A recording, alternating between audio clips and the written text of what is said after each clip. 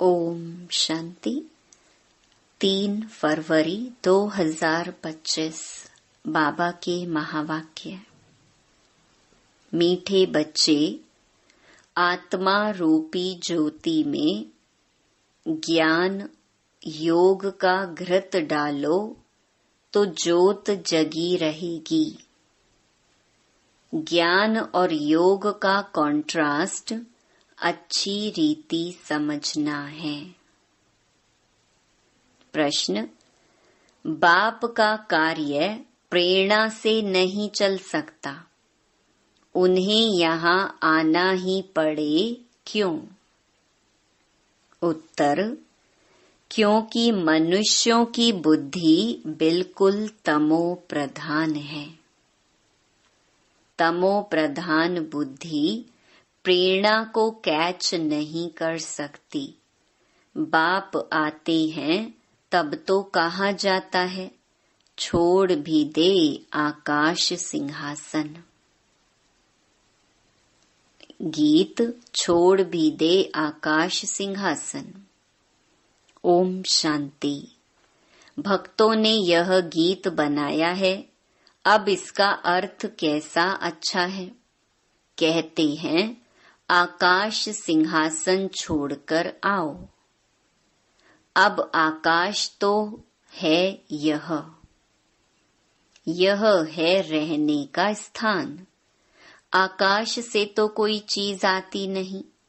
आकाश सिंहासन कहते हैं, आकाश तत्व में तो तुम रहते हो और बाप रहते हैं महतत्व में। उसको ब्रह्म या महतत्व कहते हैं, जहाँ आत्माएं निवास करती हैं। बाप आएगा भी जरूर वहां से, कोई तो आएगा ना। कहते हैं, आकर हमारी ज्योत जगाओ। गायन भी है, एक है अंधे की औलाद अंधे और दूसरे हैं सज्जे की औलाद सज्जे। धृतराष्ट्र और युधिष्ठिर नाम दिखाते हैं, अभी यह तो औलाद है रावण की। माया रूपी रावण है ना, सबकी रावण बुद्धि है। अब तुम हो ईश्वरीय बुद्धि। बाप तुम्हारी बुद्धि का अब ताला खोल रही है। रावण ताला बंद कर देते हैं। कोई किसी बात को नहीं समझते हैं तो कहते हैं यह तो पत्थर बुद्धि है। बाप आकर यहाँ ज्योत जगाएंगे ना। प्रेरणा से थोड़े ही काम होता है।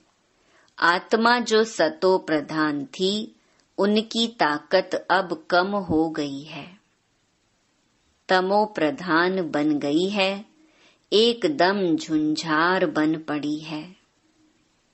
मनुष्य कोई मरते हैं तो उनका दीवा जलाते हैं। अब दीवा क्यों जलाते हैं? समझते हैं ज्योत बुझ जाने से अंधियारा ना हो जाए, इसलिए ज्योत जगाते हैं। अब यहाँ की ज्योत जगाने से वहाँ कैसे रोशनी होगी? कुछ भी समझते नहीं। अभी तुम सेंसिबल बुद्धि बनते हो। बाप कहते हैं, मैं तुमको स्वच्छ बुद्धि बनाता हूँ, ज्ञान घृत डालता हूँ। है यह भी समझाने की बात। ज्ञान और योग दोनों अलग चीज हैं। योग को ज्ञान नहीं कहेंगे। कोई समझते हैं भगवान ने आकर यह भी ज्ञान दिया ना कि मुझे याद करो, परंतु इसे ज्ञान नहीं कहेंगे। यह तो बाप और बच्चे हैं। बच्चे जानते हैं कि यह हमारा बाबा है। इसमें ज्ञान की बात नहीं कहेंगे। ज्ञान तो विस्तार है, यह तो सिर्फ याद है। बाप कहते हैं, मुझे याद करो बस। यह तो कॉमन बात है, इनको ज्ञान नहीं कहा जाता। बच्चे ने जन्म लिया सो तो जरूर बाप को याद करेगा ना। ज्ञान का विस्तार है। बाप कहते हैं मुझे याद करो, यह ज्ञान नहीं हुआ। तुम खुद जानते हो हम आत्मा हैं, हमारा बाप परम आत्मा परमात्मा है, इसे ज्ञान कहेंगे क्या? बाप को पुकारते हैं। ज्ञान तो है नॉलेज, जैसे कोई एमए पढ़ते हैं, कोई बीए पढ़ते हैं, कितनी ढेर किताब पढ़नी होती है। अब बाप तो कहते हैं तुम हमारे बच्चे हो ना, मैं तुम्हारा बाप हूँ, मेरे से ही योग लगाओ अर्थात याद करो। इसको ज्ञान नहीं कहेंगे। तुम बच्चे तो हो ही, तुम आत्माएं कब विनाश को नहीं पाती हो। कोई मर जाते हैं तो उनकी आत्मा को बुलाते हैं। अब वह शरीर तो खत्म हो गया, आत्मा भोजन कैसे खाएगी? भोजन तो फिर भी ब्राह्मण खाएंगे, परंतु ये सब हैं भक्ति मार्ग की रस्म।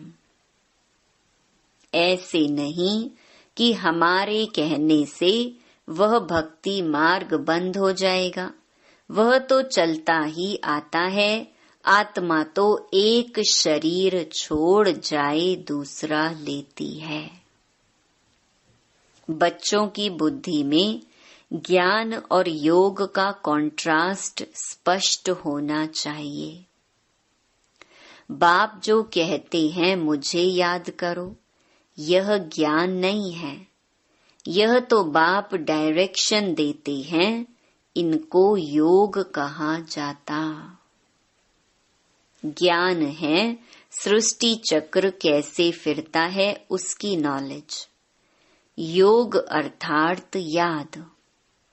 बच्चों का फर्ज है बाप को याद करना, वह है लौकिक, यह है पारलौकिक। बाप कहते हैं मुझे याद करो, तो ज्ञान अलग चीज हो गई। बच्चे को कहना पड़ता है क्या कि बाप को याद करो? लौकिक बाप तो जन्मते ही याद रहता है, यहाँ बाप की याद दिलानी पड़ती है। इसमें मेहनत लगती है।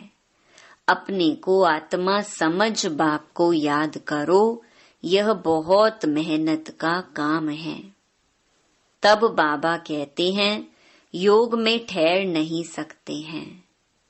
बच्चे लिखते हैं बाबा याद भूल जाती है। ऐसे नहीं कहते कि ज्ञान भूल जाता है। ज्ञान तो बहुत सहज है, याद को ज्ञान नहीं कहा जाता। इसमें माया के तूफान बहुत आते हैं।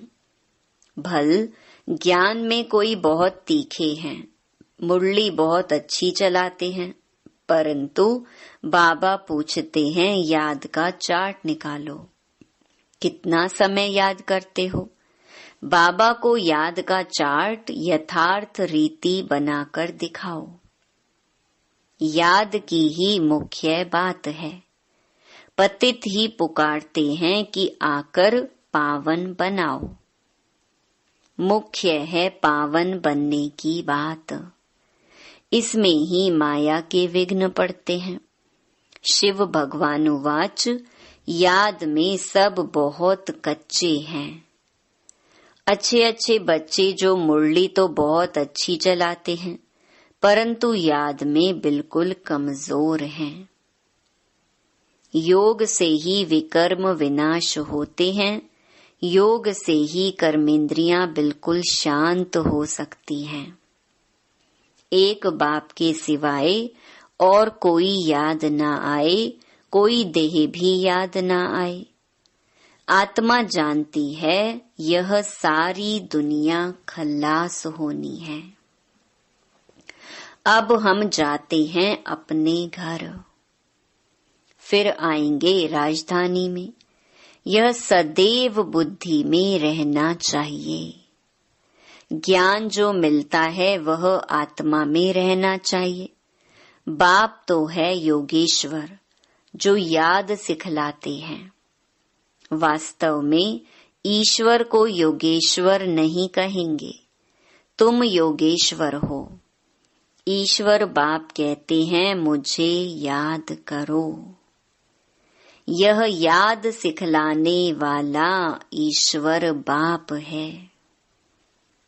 वह निराकार बाप शरीर द्वारा सुनाते हैं। बच्चे भी शरीर द्वारा सुनते हैं। कई तो योग में बहुत कच्चे हैं, बिल्कुल याद करते ही नहीं। जो भी जन्म जन्मांतर के पाप हैं सबकी सजा खाएंगे। यहाँ आकर जो पाप करते हैं वह तो और ही 100 गुना सजा खाएंगे।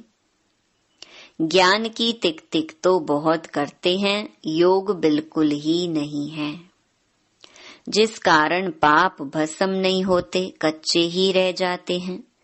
इसीलिए सच्ची सच्ची माला 8 की बनी है। 9 रतन गाए जाते हैं, 108 रतन कब सुने हैं। 108 रत्नों की कोई चीज नहीं बनाते हैं। बहुत हैं जो इन बातों को पूरा समझते नहीं हैं। याद को ज्ञान नहीं कहा जाता, ज्ञान सृष्टि चक्र को कहा जाता है। शास्त्रों में ज्ञान नहीं है, वह शास्त्र हैं भक्ति मार्ग के। बाप खुद कहते हैं मैं इनसे नहीं मिलता, साधुओं आदि सबका उद्धार करने में आता हूँ। वह समझते हैं ब्रह्म में लीन होना है। फिर मिसाल देते हैं पानी के बुदबुदे का। अभी तुम ऐसे नहीं कहते, तुम तो जानते हो हम आत्माएं बाप के बच्चे हैं। माँ मेकम याद करो, यह अक्षर भी कहते हैं, परंतु अर्थ नहीं समझते। भल कह देते हम आत्मा हैं, परंतु आत्मा क्या है, परमात्मा क्या है, यह ज्ञान बिल्कुल नहीं। यह बाप ही आकर सुनाते हैं। अभी तुम जानते हो हम आत्माओं का घर वह है, वहाँ सारा सिजरा है। हर एक आत्मा को अपना अपना पार्ट मिला हुआ है। सुख कौन देते हैं, दुख कौन देते हैं, यह भी किसको पता नहीं है। भक्ति है रात, ज्ञान है दिन। 63 जन्म तुम धक्के खाते हो, फिर ज्ञान देता हूँ तो कितना समय लगता है? सेकंड। यह तो गाया हुआ है सेकंड में जीवन मुक्ति। यह तुम्हारा बाप है ना, वही पतित पावन है। उनको याद करने से तुम पावन बन जाएंगे। सतयुग त्रेता द्वापर कलयुग यह चक्कर है। नाम भी जानते हैं, परंतु पत्थर बुद्धि ऐसे हैं, टाइम का किसको पता नहीं है। समझते भी हैं घोर कलयुग है। अगर कलयुग अभी भी चलेगा तो और घोर अंधियारा हो जाएगा। इसीलिए गाया हुआ है कुंभकर्ण की नींद में सोए हुए थे और विनाश हो गया। थोड़ा भी ज्ञान सुनते हैं तो प्रजा बन जाते हैं। कहाँ यह लक्ष्मी नारायण, कहाँ प्रजा। पढ़ाने वाला तो एक ही है। हर एक की अपनी अपनी तकदीर है। कोई तो स्कॉलरशिप ले लेते हैं, कोई फेल हो जाते हैं।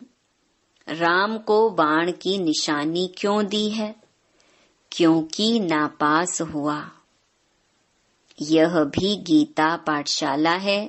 कोई तो कुछ भी मार्क्स लेने लायक नहीं। मैं आत्मा बिंदी हूँ, बाप भी बिंदी है, ऐसे उनको याद करना है। जो इस बात को समझते भी नहीं हैं, वह क्या पद पाएंगे। याद में ना रहने से बहुत घाटा पड़ जाता है। याद का बल बहुत कमाल करता है। कर्मेंद्रियां बिल्कुल शांत शीतल हो जाती हैं। ज्ञान से शांत नहीं होंगी, योग के बल से शांत होंगी। भारतवासी पुकारते हैं कि आकर हमको वह गीता का ज्ञान सुनाओ। अब कौन आएगा? श्री कृष्ण की आत्मा तो यहाँ है। कोई सिंहासन पर थोड़े ही बैठते हैं जिसको बुलाते हैं। अगर कोई कहे हम क्राइस्ट की आत्मा को याद करते हैं, अरे वह तो यहाँ ही है। उनको क्या पता कि क्राइस्ट की सोल यहाँ ही है, वापस जा नहीं सकती।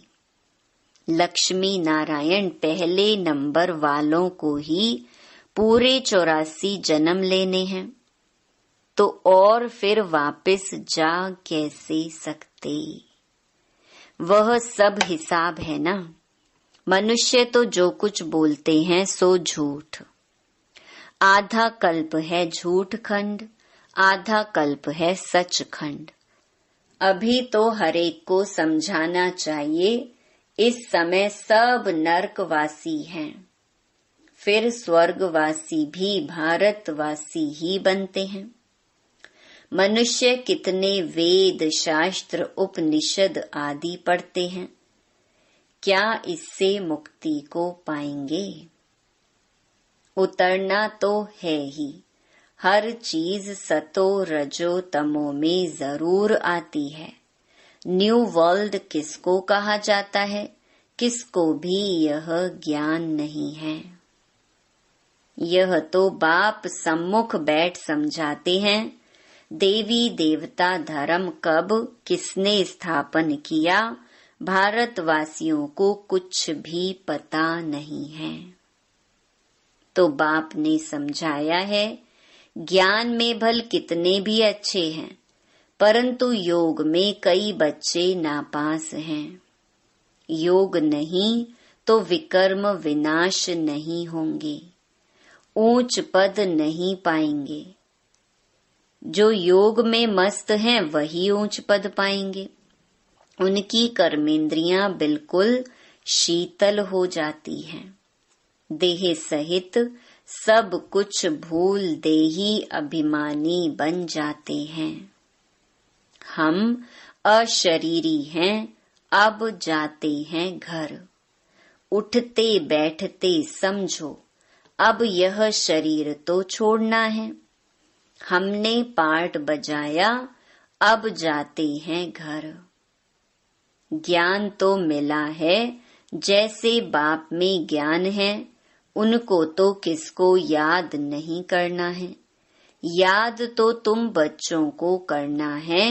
बाप को ज्ञान का सागर कहा जाता है, योग का सागर तो नहीं कहेंगे ना। चक्कर का नॉलेज सुनाते हैं और अपना भी परिचय देते हैं।